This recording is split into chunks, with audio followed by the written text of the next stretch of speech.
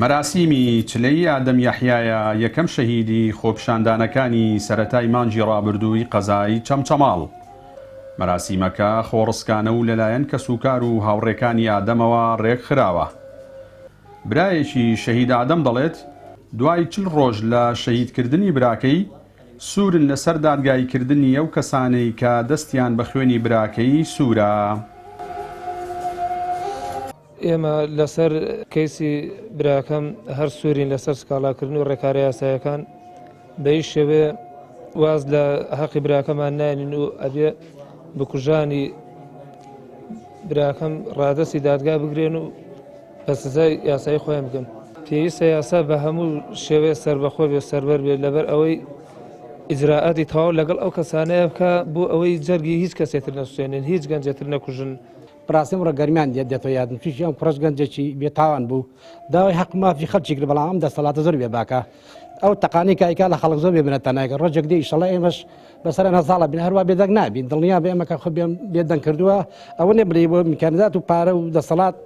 بۆ دڵی خۆش ناکا بڵێ خەڵک بێدەنگە خەڵک زۆر تووڕێ هەموو ڕۆژێک بێ مە هەفتەی شوباتە بەڕاستی کاکەت هەمیش هەر یەکە لەوانەی هەفتەی شوبات توش داوای ئازادی و نانی قوتی خەڵکێک بڵێ ئەمانی کە تەقەل خەڵکن بەڕاستی خۆیان بێپارن بێ مەعاشن. ئەمڕۆ دوای 40 ڕۆژ لە شەهیدبوونی و لەو کارەساتە ئێمە وەکو بەشێک لە کەسوکاری و بەشێکی زۆر لە هاوڕێ و ڕەفیقە دڵسۆزەکانی هەستان خۆڕسکانە ئەم یادیان بۆی کردو دوای 40 ڕۆژ لە شەهیدبوونی هەستاوین بەم یادە بۆ بەرڕاگرتنی شەهید ئەدەم و بۆ پامێک بەدەسەڵات ئەو کەسانی کە ئێوە ئەیان کوژن هەمیشەوە نوێنەری ئێمەن و بەسەربەرزی لای ئێمامێنەوە و جێگای شانازی و سەربەرین بۆ ئێمە و ڕوڕەشی بۆ دەسەڵات و بۆ کلکەکانی دەسەڵات کە جەرگی دایک و باوکان ئەستێن و لە کاتێکدا ئەوان داوای ماف و ئازادی و ژیانی خۆیان دەکەن. نووسەران و ڕۆشنبیرانیش پێیان وایە پێویستە ڕێز لە خانەوادەی شەهید ئادەم و شەهیدەکانی دیکەی خۆپیشاندانەکان لە شار و شارۆچکەکانی تری هەرێمی کوردستان بگیرێت. بەو پێی ئەوان بیۆرەیەکی گەورەیان نوان بەرامبەر بە دەسەڵاتێکی گەندەڵ و نەعەدالەت و داکۆچیان لە نان و ئازادی سەرجەم هاوڵاتیان کرد بەبێ جیاوازی. لە هەموو دنیاە کە خەڵک نوێنرایەتیەکە خۆبەخشانە کە خەڵک خۆبەخشانە خۆی یەتە سەرجادە داوای نانەکە داوای ئازادیەکە بۆ ئینسانەکانی تر بۆ خەڵکەکانی تر داوای بودجە و موچە و ژیانی خەڵکی ترەکە ڕێزی لێن دێ ئەمانە خۆیان لە ئەسڵا بیۆرەیەکی گەورەیان کردووە دێن داوای ژیانی خەڵکەکەن خۆیان لەبیر نییە خەڵکیان لەبیرە بۆی دەبێت شانازیان پێ بکرێ نابێت تەقیان لێ بکرێ. کاکە ئەدەم بۆیە گەنجەکە هاوڕەکانی گەنجەکانی یادیان کردەوە لەبەرەوەی مورکی و گەنجانە بۆ مورکی کەس نەبوو لەبەرەوە هەر لەو ڕێگەشەدا کاکەت هەم سەری نایەوە لەبەرەوەی کوڕی شەقام بوو کوڕی داخوازیەکانی خەڵک بوو کوڕی داواکاریەکانی ئازادی بوونان بوو سربەخۆیی بوو وە کوشتنیش لە هەموو ئاینە ئاسمانیەکان لە هەموو ئاینە زەمینەکان